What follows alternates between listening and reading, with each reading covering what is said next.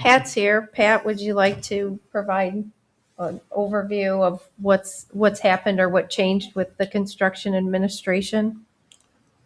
Sure. It was this particular contract was a bit of a process.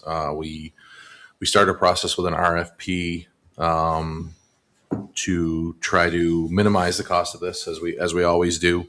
There was a little bit of segmentation of it where we considered pulling in multiple consultants to do different pieces of this scope.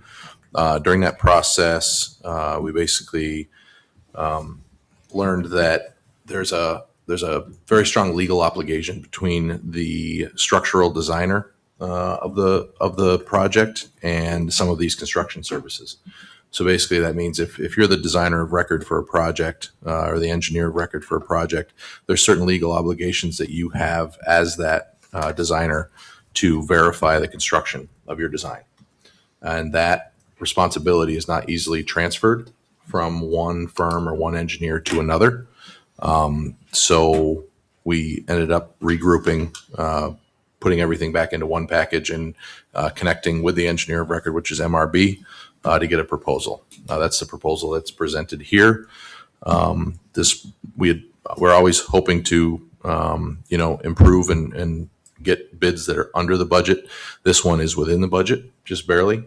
So it's on the higher end of what we had hoped for, but it does track with the outline for the project. It doesn't cause any overages with our planned budget, and I believe it will fulfill the needs of the project. So that's why we're bringing it here tonight for signature.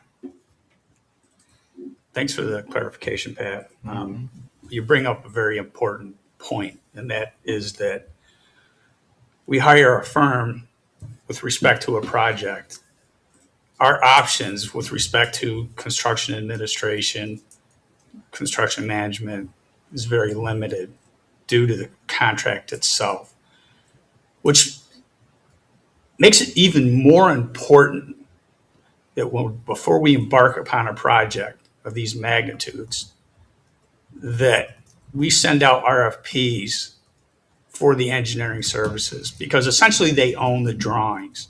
And if you're going to bring in a different company to consult, to manage, to oversee, they don't own the drawings, and that's the what is at the issue with respect to some of these fees, which are fairly significant.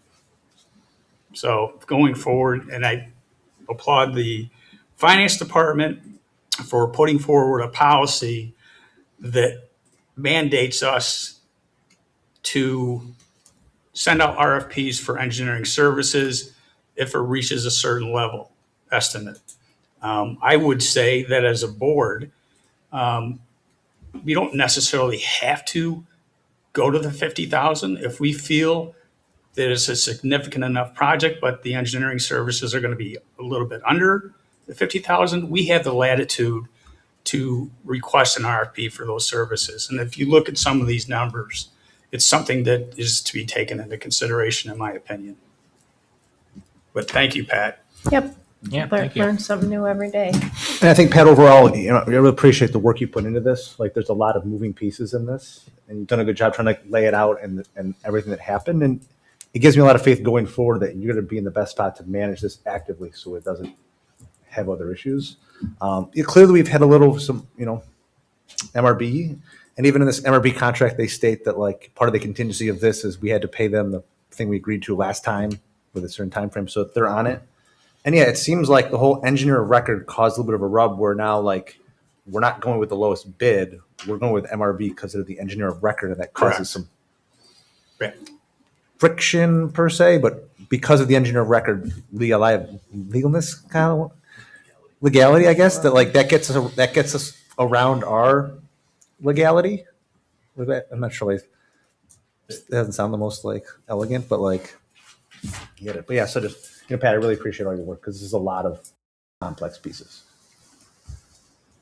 All right. Well, thank you, Pat, for the explanation. And yes, going through this process was, like many things, it's a learning opportunity on how to do things better in the future, from a contract negotiation perspective, I would say. That's not on your part, Pat, either.